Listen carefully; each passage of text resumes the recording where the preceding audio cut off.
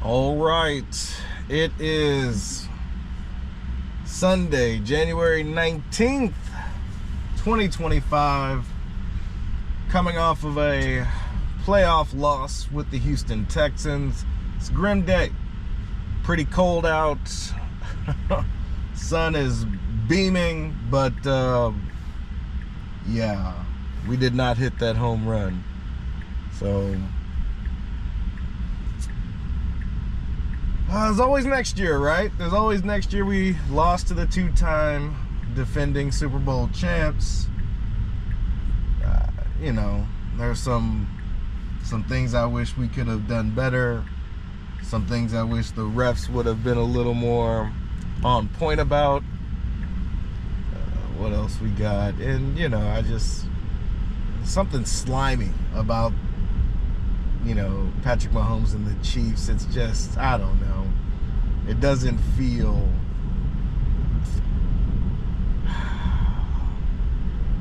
anyway. I'm in a pretty depressive state. I said that I was going to either be in a celebratory fast or a depressive hunger strike. Today might be my last meal for quite some time.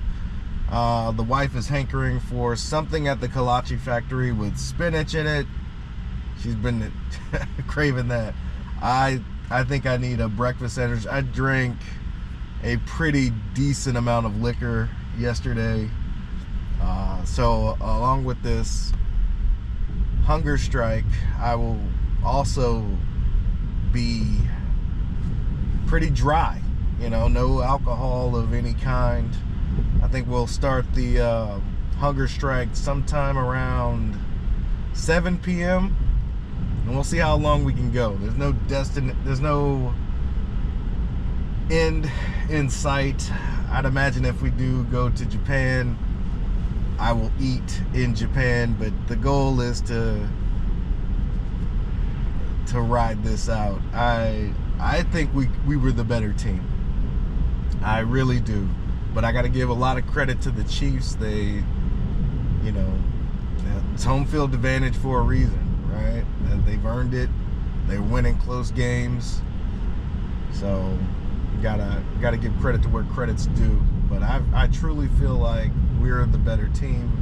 It's hard to justify that with a loss, but the Texans window is wide the fuck open.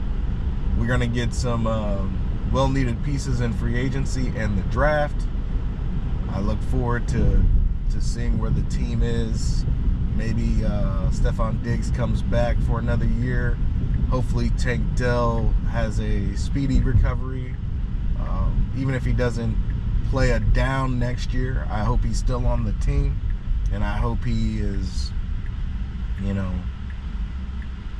even if he comes back in 2026, that dude's a special player, and hate to see him have those types of injuries. But the Texans' future looks bright, and I'm here for all of it. Been through the thick and thin since the David Carr days on up.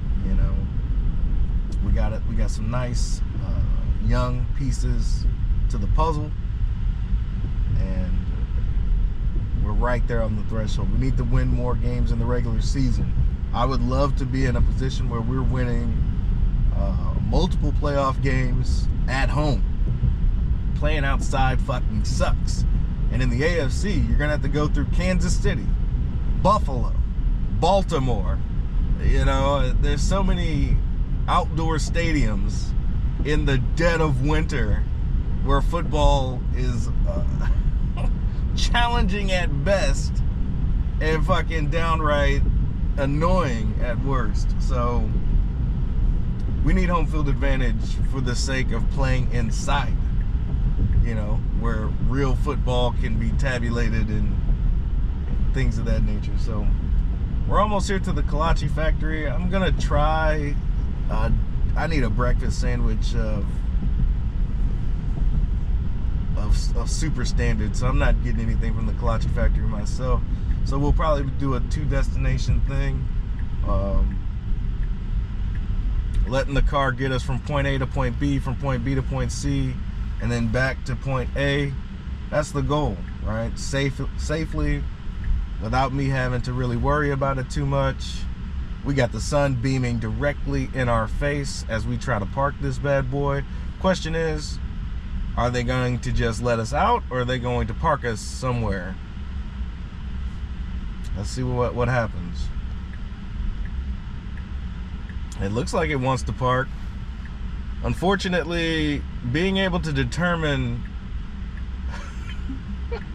I like the fact that it's backing up, but being able to determine, whoa, where are we going? Oh shit, why is it turning us around?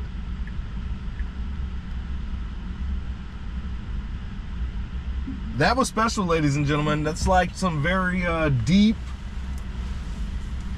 robo-taxi-like behavior. It turned around and then would have let us out, or would have let us out and then been able to turn around. That's interesting behavior.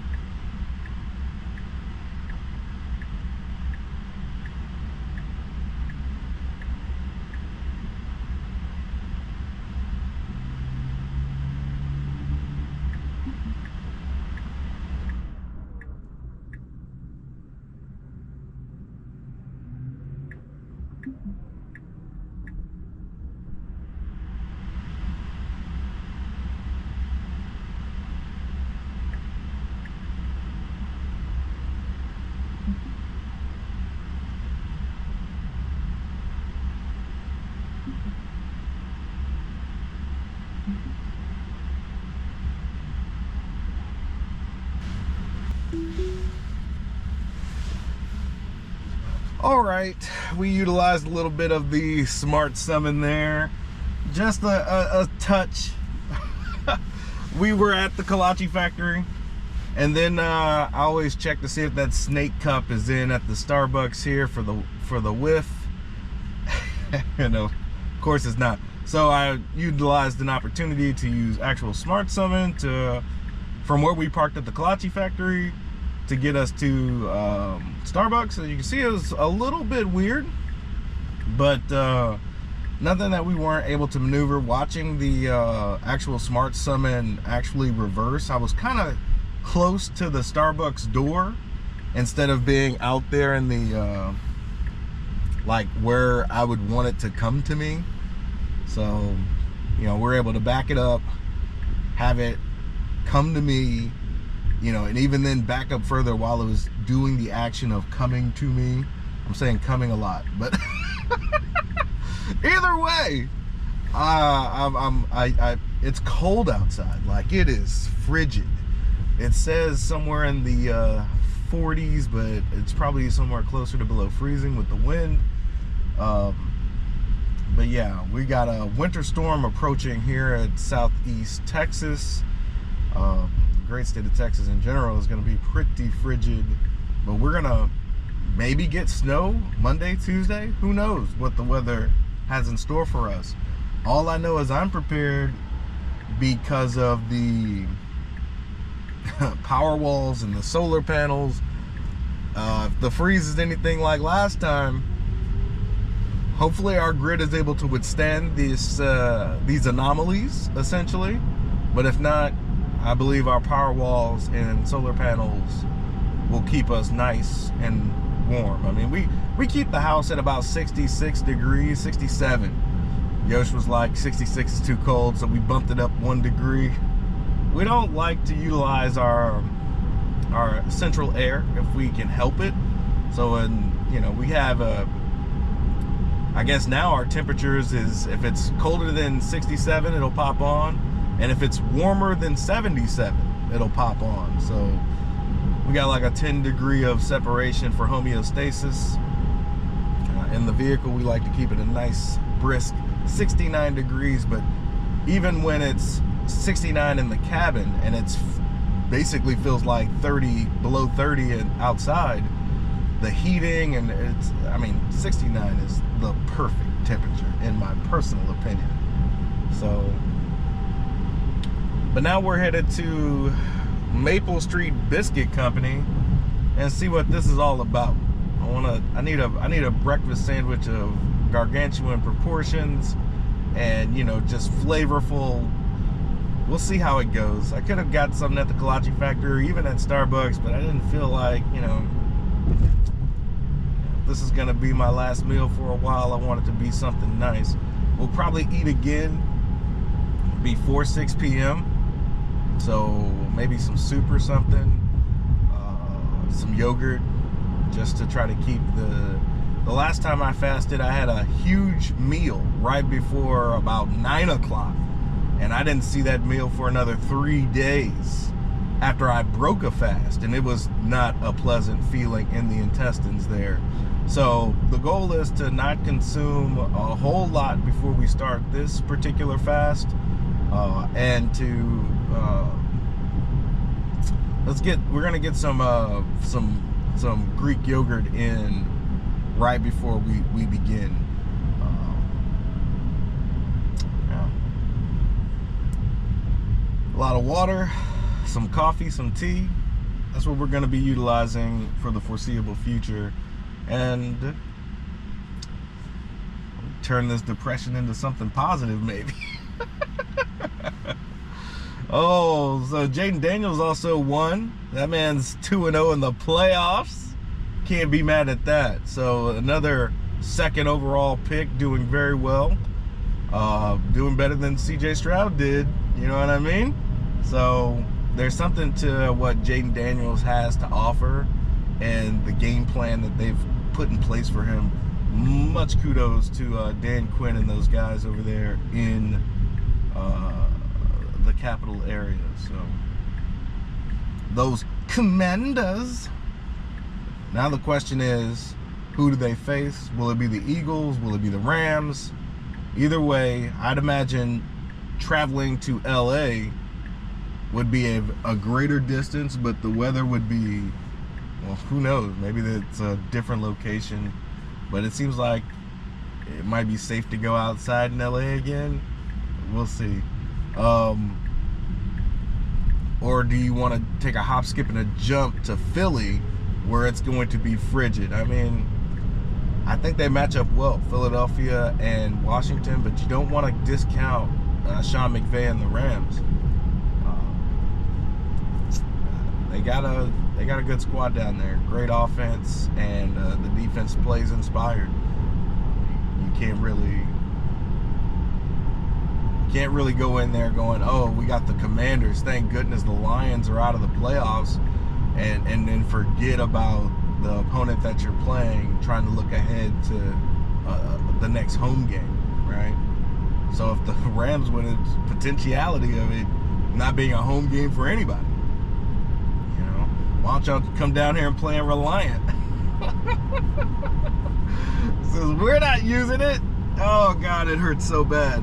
I know they're the two-time champions, but man, it feels like, but our team will be better next year than it is this year. That I am for certain of. CJ Stroud, this is supposed to be a sophomore slump. It wasn't a great offensive year, but they still went in there and won a playoff game, got to the divisional round yet again. So CJ Stroud year 3, I'm looking forward to. I'm looking forward to the weapons and the defenders that they're going to acquire in free agency. And I'm looking for the young talent. I'm hoping that they utilize a lot of these picks.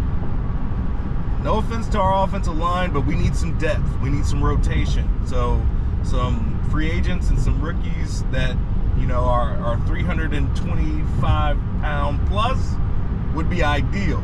Guys that are very much in tune with defending our quarterback. which was a point of contention this year. So obviously we need some work there, and we need to win. It'd be nice to win 13 plus games next year and have some home playoff games in the future, because going to Kansas City, going to Baltimore, going to Buffalo, I mean, it's football is football is football, but having one less variable in weather, whether it be wind, rain, or snow, is going to help our offense, which runs on timing, runs on, you know, accurate passing. It's playing outside isn't ideal for what we like to do in Houston.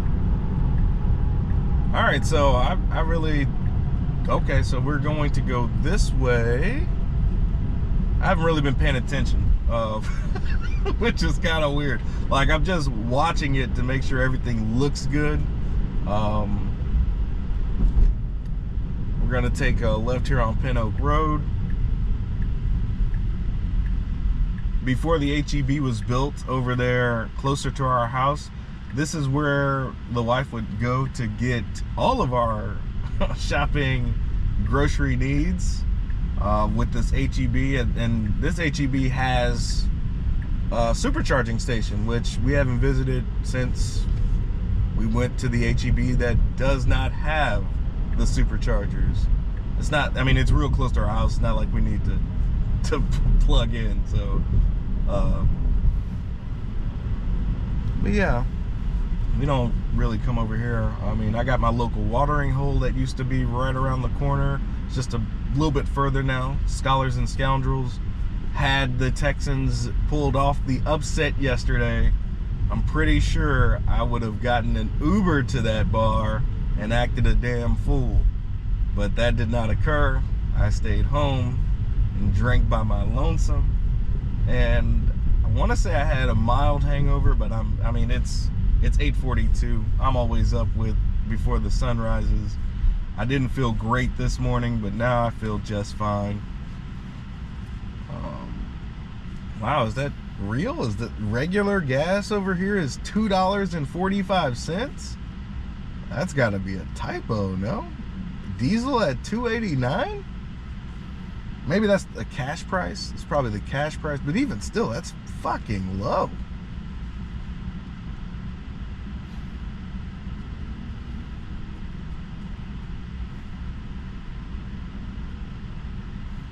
We're about 10 minutes from our destination. I don't know if I should.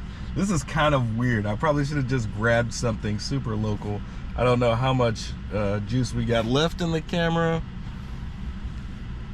but I think we're still golden. I'll just keep talking until it goes out. I didn't fully charge it. Appreciate everybody trying to give me the advice on just plugging it into the car.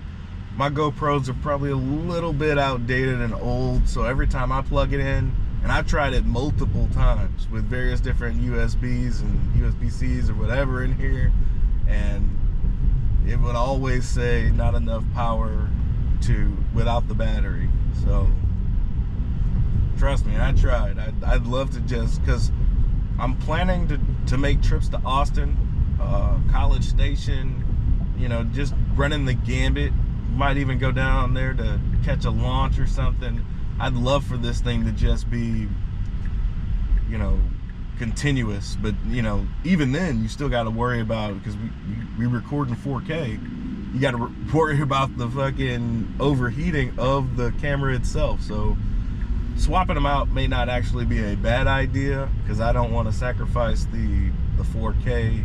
You do it in 1080p or even less, and you're definitely going to be able to keep it going for hours. But even though the 4K is forever to upload, the videos are noticeably sharper, crisper, more things to notice.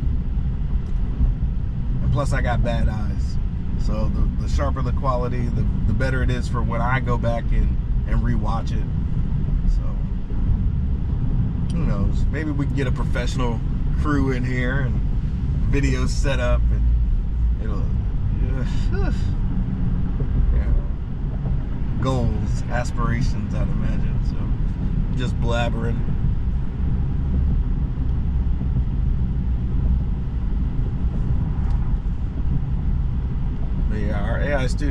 our AI student driver's on chill. I really hadn't even noticed on the freeway or anything like that. It just felt very natural. I definitely would have noticed if we were been speeding along, but who knows? Maybe I can hang with chill for a little bit, right? So this would be a school zone if we were, you know, Monday or whatever. Maybe not this time period. We're at almost 9 o'clock in the morning. Our AI student driver has been taking us on this leisurely Sunday drive. Can't really complain.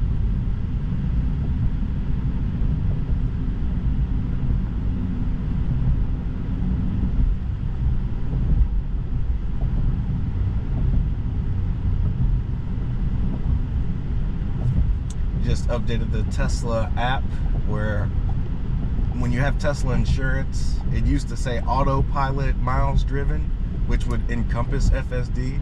Now they've delineated FSD from autopilot. It tells you how many miles you've actually driven on FSD. It's a welcome sight, you know, the you know, spotlight being put on FSD. It is the first option when you click the button. So I look forward to these next updates, right? The continual improvement of the last 100 feet. What we saw going to the Kalachi factory was impressive in its own right. Like, it looked like it was going to park in a handicap spot. Lo and behold, its intentions weren't to park at all. It was to turn around for some reason. Don't know why, but it's, you know, the behavior just makes me curious to what is going to take place. It's why we have Stitching 2.0. It's why we utilize FSD. And we got this roundabout. Never experienced this roundabout before. Would have confused me had I been driving to an extent. You know, you have to navigate in an area you've never been in. Even with navigation, you're like, is this right? Is this wrong? But our AI student driver tackles these maneuvers effortlessly. You don't even have to worry about it, basically. My spidey sense is up simply because we're conducting maneuvers in an area we rarely traverse, and then we relax because we realize our AI student driver is becoming a better driver than we ever could be. It's a beautiful day out here in Southeast Texas. Not a cloud in the sky right now, and it feels, I mean, this is ideal weather if the wind wasn't whipping. In the car right now, it says it's 35 degrees outside. I promise you, with these winds, it feels below freezing. So, but it is nice, warm and toasty here in the cabin, 69 degrees. It's beautiful out here. I'm glad my wife didn't look over here. She might want to live over here. I think if we were to leave our current domicile, she would want a place in Bridgeland. That is a up and coming community here in the outskirts of Old Town Katy. But a little bit further from work. All right, so we got a road closure here. Ooh, what are we doing? This is insane. Oh my God, I love this car. I love this car. It did exactly what it was supposed to do with a road closure. This is now a two-way lane, but see this part right here, not good. This is a two-way, so we're going to get back over. This is a two-way lane, so it's not supposed to be driving on that side of the road.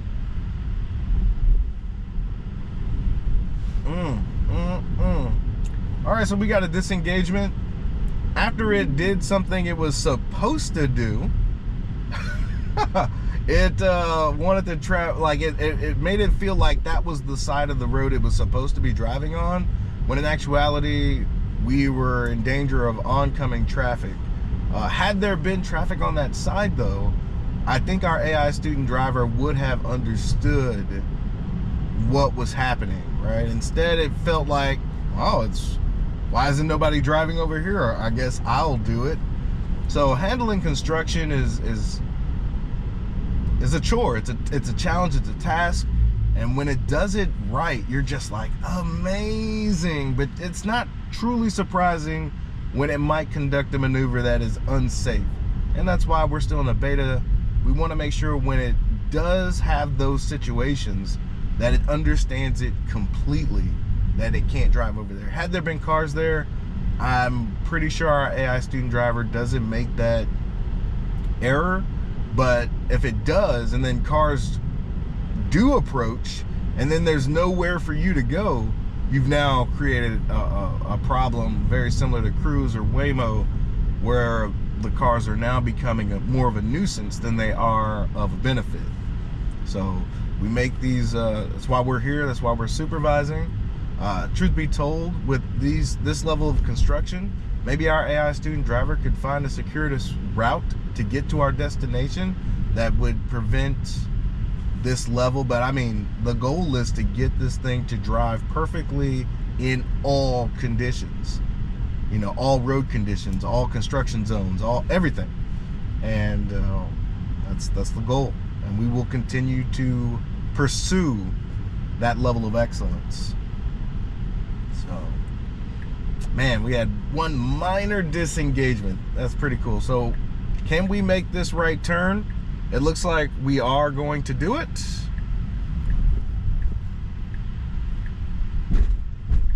All right. Looks like our destination is to our left. Our AI student driver is thinking about it, decides to make that. That's perfectly fine. So I do believe it will let us out here as if we were a ride-hail participant, but we are not. So we are going to park. Let's get this started.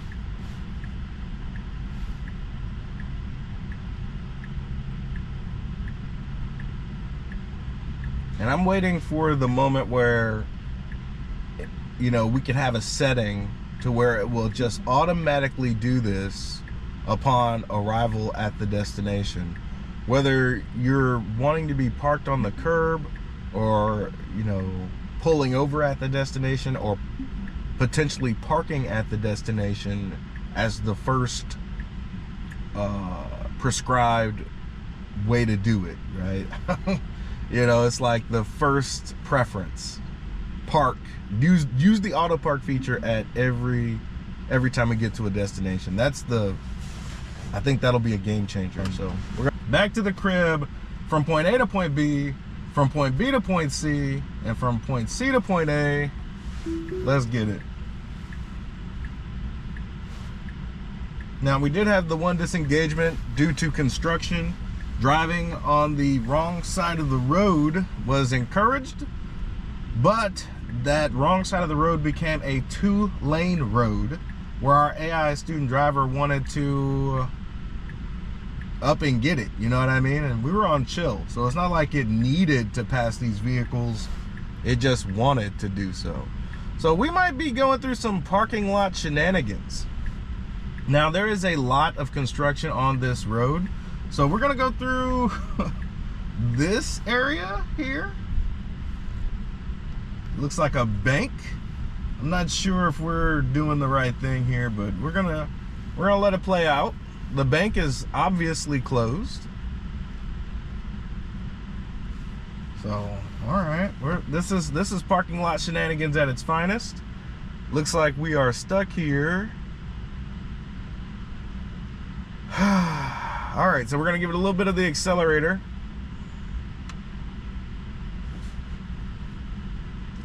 It really wants to stop at this bank. So these are the parking lot shenanigans that we are well aware of, well versed in. We didn't need to go to the bank, yet we were at the bank, mainly to get over here. There's a Model Y right there, vintage soon to be. All right, so we need to make a right turn, which we could have probably done from Jump Street, but we did not. We wanted some parking lot shenanigans. We got parking lot shenanigans. So now we're about to make an unprotected left, which is mildly protected by this construction zone. So we have to look for the oncoming traffic toward the right, and then we'll be free to navigate. But I want to say the left-hand side of this road is for other vehicles, which is indicated by this double yellow line, which is, you know, helpful. So no problems thus far. But yeah, that's a nice little shop. Never really knew that existed. We're a first-time customer. They gave us a coupon on our next visit. So, you know, even though Yosh said she didn't want anything but the spinach kolache from the kolache factory, I wanted to at least, you know, get her something. So I just picked one of the breakfast sandwiches on the menu for her. I got me the farmer. And yeah, hopefully she enjoys it, and maybe we can come back sometime in the future. It looked like a pretty decent coffee shop. They're making fresh biscuits in the morning. Smelled great in there. Didn't seem too crowded, but as we were leaving, the line did grow exponentially. So maybe we got there at the right time. If you're in the outskirts of Houston in that Katy area, I would highly recommend. I haven't eaten there yet, but we did get a bag of coffee from Maple Street there. We'll see if, I mean, it's dark roast, so Yosh-chan's probably not gonna like it, but you know, who knows, maybe I'll like it, and who knows, we'll see how it goes. If she wants coffee, she'll buy her beans and I'll prepare them as such. But typically I'm in charge of the coffee beans because I'm preparing them every morning. It'd be good to try those as well. They actually have a Kona coffee bar over here. That's her jam. So maybe I should, the next coffee beans I should get maybe from that coffee shop over there. So Kona coffee. Fascination with Hawaii, since she had basically a 3-year vacation over there when I was stationed at Pearl Harbor. Well, let's just say I don't have a whole lot of fond memories of Hawaii. There's some good moments, but I'll just say it was a lot of work. A lot of time underwater, ladies and gentlemen. But she had a good time. Hopefully it didn't change me too much, but she's still with me, so I guess that says something. Maybe set up a vacation to Hawaii, maybe enjoy it properly this time. Who knows, maybe next winter.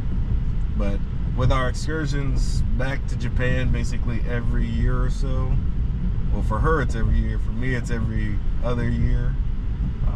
That's where a lot of our free cash goes.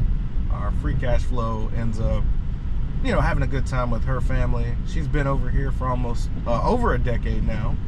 And whenever we do go back, I wanted to make sure she's having a grand time in Japan, hanging out with family, doing exactly what they want. They're gracious hosts. They treat us very well, and we become a major priority for about a month or so. It's a good time. It really is a good time. If you've never been to Japan, I highly recommend it.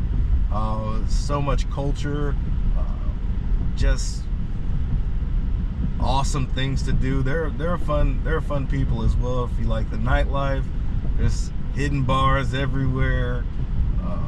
It's like anything you could possibly you would want to possibly do in Japan, depending on the time of year, it's right for you. You know what I mean? It's a beautiful place, and the only place I would want to spend my retirement when we're all said and done. We're coming up on this roundabout again, this Cinco Ranch roundabout. We have a yield sign. Looks like we're able to proceed, and no big deal. No big deal. Good deal. Yeah, it's the only place I would want to finish out my days would be. Japan is so aesthetically beautiful. It's got urban sprawls if the city is what you need. But their countryside is some of the best I've ever seen. The mountains, climbing Mount Fuji. I did it 1.5 times. I would say 1 3/4 of a time. We got to Station 8 the first time, and there was just a bunch of wind and rain. And I had my wife's cousins with us, and they were like scared. You know, it was. My wife was like, I don't think they're gonna make it, and I was like, well, you know, I was getting a little selfish because we were so close to the summit, and we had to go back down after we spent the night on the mountain. I was kind of upset, so I went up there by myself, so I didn't have to. You know, it's not their fault. It was a dangerous trek for anybody with those conditions, and some of the other guys that I went with that was in that I worked with, athletic jokers, right? They didn't have any kids weighing them down. They went and proceeded, and they still didn't make it to the summit because the people told them that it was too dangerous. They didn't want blood on their hands, is basically the translation. So they ended up coming back down too because the weather didn't abate. You know, it was like spend a bunch of money just staying up in the hotels or get ferried back down. So we went back a week later, me and the guys that did not make it to the summit, and we did it. And we did it as fast as we possibly could to prevent any kind of possible scenarios where we would be, you know, turned around. So it was a nice, beautiful day. We didn't even need to, we did it in one fell swoop. No need to spend the night. We just went up and we went down like ants on a mountain. Ants on an anthill, and you know, that was a pretty good moment for me. I don't think I'll ever do it again. I think I'm done with Mount Fuji, but it's one worthwhile experience, right? And then to just look down on the world and see the clouds below you, it is a special thing. It lets you realize how small you are in the grand scheme of things. So yeah, I don't think I'm doing it again.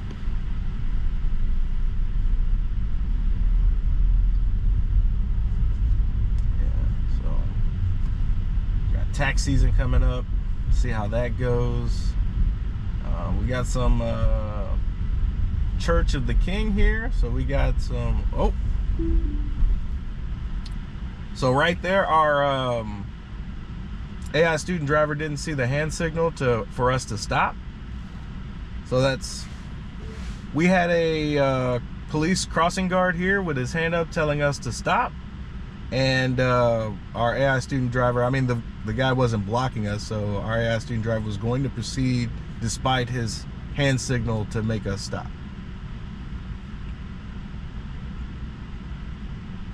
So it's these situations right here where, I mean, this young lady over here has a stop sign.